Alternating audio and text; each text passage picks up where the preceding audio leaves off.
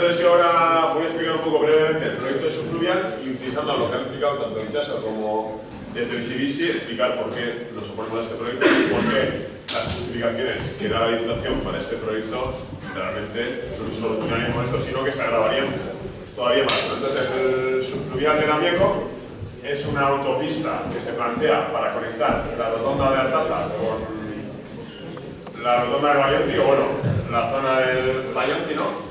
Serían 3 kilómetros de túnel, bueno, de 2 túneles, efectivamente, 2 túneles, uno a cada dirección, que serían carreteras de 2 carriles. El coste ahora mismo oficial oscila entre los 540 millones, pero realmente nosotros calculamos que esa cifra se elevaría mucho más si se llegara a construir realmente, por las grandes dificultades técnicas que acarrea el proyecto. Por un lado está el tipo de terreno que se encontraría en la zona, sobre todo, de la margen derecha, pues más cerca de las arenas, que como podemos imaginar es un terreno muy arenoso, y luego además tendría que también pasar suelo contaminado tanto en Namieco como en la zona de Sestao. Luego también, bueno, la inclinación del terreno también hace que eso se dificulte todavía más. Entonces, bueno, técnicamente ese es el proyecto, ¿no? Una nueva autovía que conectaría estos dos puntos. ¿Y cuál es la justificación que da la Diputación para este proyecto? Pues es la saturación de muchas carreteras del entorno.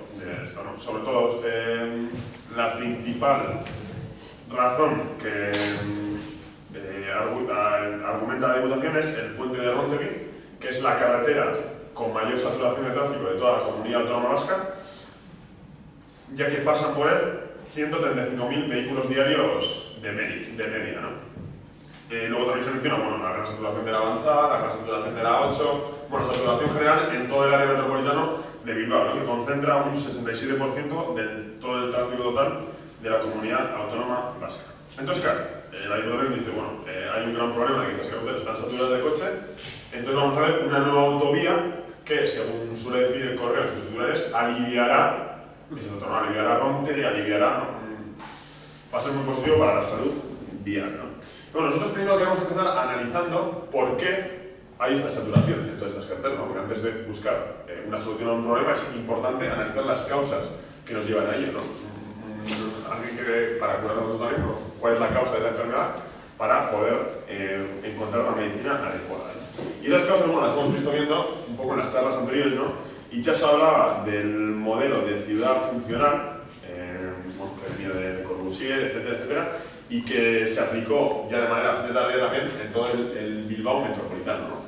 De todos los PTPs, los planes territoriales parciales, que son los que vertebran el urbanismo, los que ponen las claves para luego los procedimientos urbanísticos de cada ciudad, los quien marcan dónde se va a desarrollar la ciudad, qué usos va a haber en los nuevos suelos a desarrollar, que son los PTPs, que los que se han implantado hasta ahora son completamente funcionales. ¿Qué se plantea? Pues zonas residenciales y otras zonas de ocio a lo mejor y otras zonas de trabajo. Los casos más paradigmáticos serían la margen derecha y el Choriel. El Choriel sería el ejemplo más claro de zona destinada al trabajo, con grandes zonas industriales, y luego el parque tecnológico, que ha salido bastantes veces mencionado ya en las charlas anteriores. Y la otra cara de la moneda sería la margen derecha, históricamente, que era, bueno, en su día se llegó a llamar incluso refugio de élites, ¿no? Se planteaba como un queche, como una zona de refugio de élites, aunque luego es verdad que al final fue destinado más también a las clases medias, ¿no? En la Horta le llevaba más estima a las clases medias, que en un principio, en un primer planeamiento, se iban a situar en el Choriel, pero allí, pues por diferentes circunstancias, al final fue un poco la función que tomó la margen derecha. Y en los últimos años también la margen izquierda está cogiendo un cariz cada vez más residencial, ya que la gran industria que estaba aquí colocada se ha ido desapaciendo, se ha ido cerrando, entonces también hay un gran déficit de trabajo en la margen izquierda. Muchísima gente, miles de personas al día, tienen que desplazarse a otras áreas funcionales. ¿Y cuál es sobre todo esa área funcional?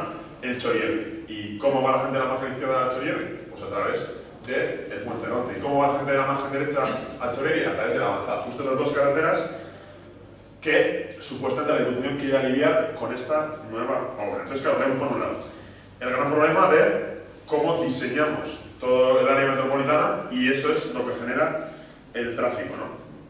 Y eso está muy ligado con el concepto que se aquí de que la movilidad no es una decisión individual, sino que cómo diseñamos la metrópolis y cómo diseñamos las infraestructuras viarias o de transporte marcan cómo nos movemos, al fin y al cabo, ¿no? Y ligado a eso, y la conexión pendiente con el Chorierri, donde yo quiero hacer hincapié, está lo que hablábamos de la pirámide, que realmente nosotros vemos como aquí la pirámide está completamente invertida, porque aunque como decía Ichazo, es verdad que en las ciudades de los últimos años sí que estamos viendo algunas medidas que pueden ir en la dirección adecuada, como algunas personalizaciones, algún videogorri, aunque sea con mucho tiempo de lucha, ¿no? Ciertas mejoras en el transporte público, incluso en las ciudades, vemos como en el área metropolitana como tal, prácticamente no hay ningún avance. Y es muy paradigmático el caso de la conexión Chorierri, margen izquierda, margen derecha, porque es además el primer causante de todo ese tráfico que supuestamente quiera liberar la Diputación, ¿no?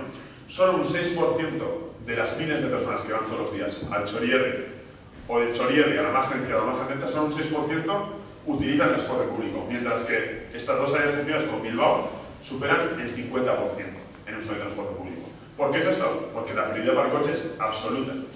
Existen pues se me ocurren 5, 6, 7 autovías que además no paran de ampliarse, como el norte. Bueno, hace poco ha habido obras ahí, se plantea otra nueva ampliación, continuamente nuevas infraestructuras diarias, mientras que el transporte público pues tiene autobuses que se atascan a causa del gran número de coches, ¿no?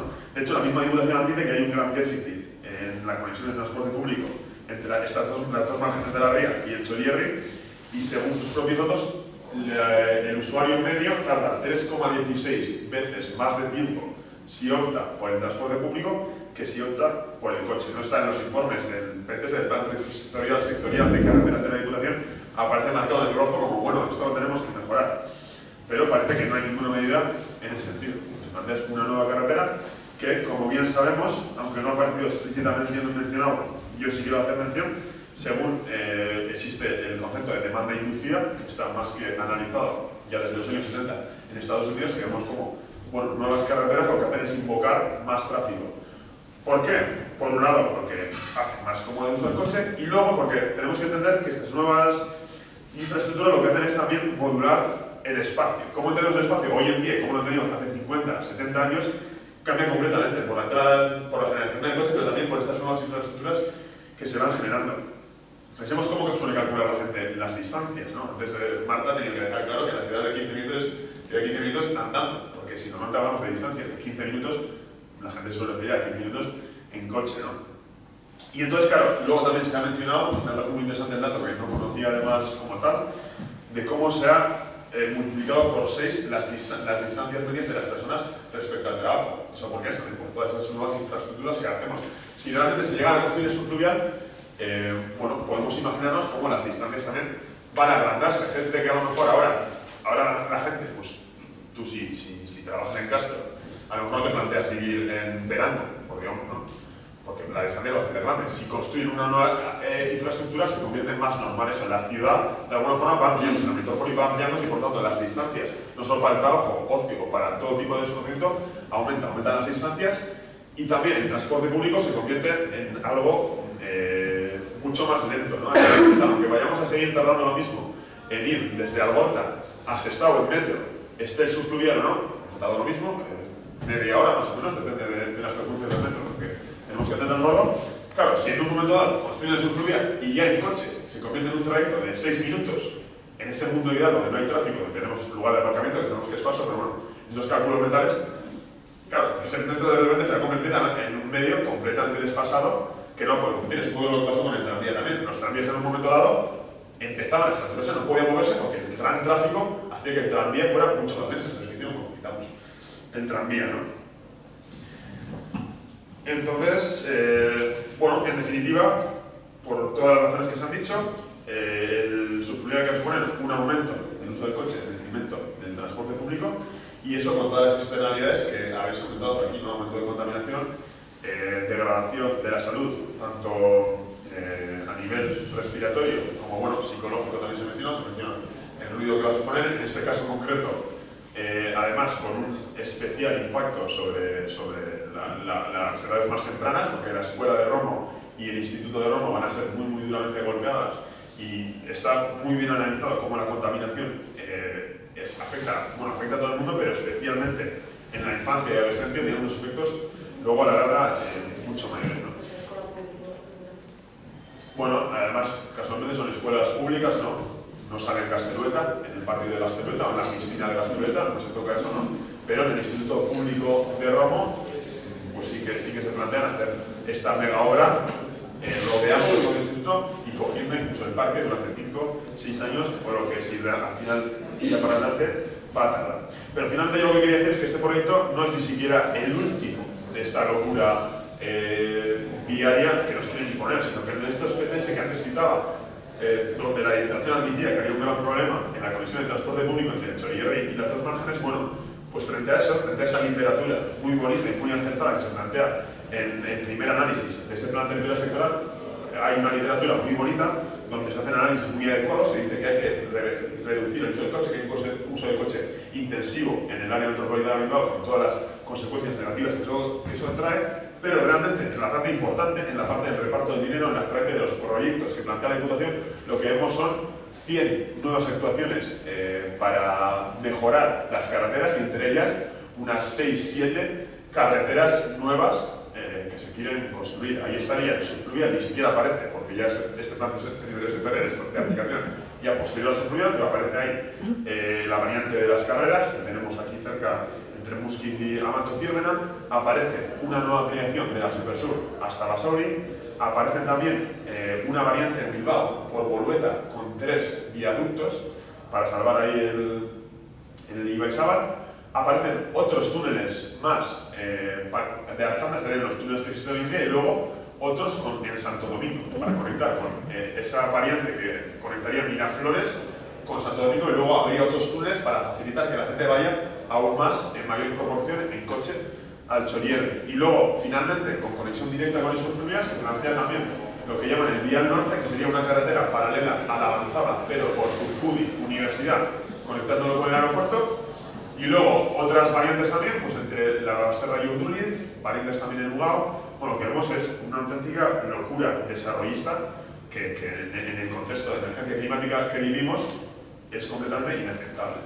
Y por eso, bueno, hoy queríamos hacer un poco un análisis general de la movilidad para presentar nuestras razones de por qué nos oponemos a esta subfluvial, que no es un proyecto aislado, es verdad que ya el proyecto en sí es muy gordo, pero que tiene que ser una infraestructura que tenemos que parar para parar luego todo el resto de proyectos que está preparando la Diputación para engordar los bolsillos de las constructoras y eso, que os animamos a acudir el 8 de febrero a la manifestación que vamos a hacer en Bilbao a las 8 de la tarde desde Arreo. No, estoy confundido ya de 8. A las 5 de la tarde desde Arreo. Y bueno, ahora ya turno un poco de preguntas, no sé cuánto tiempo nos queda.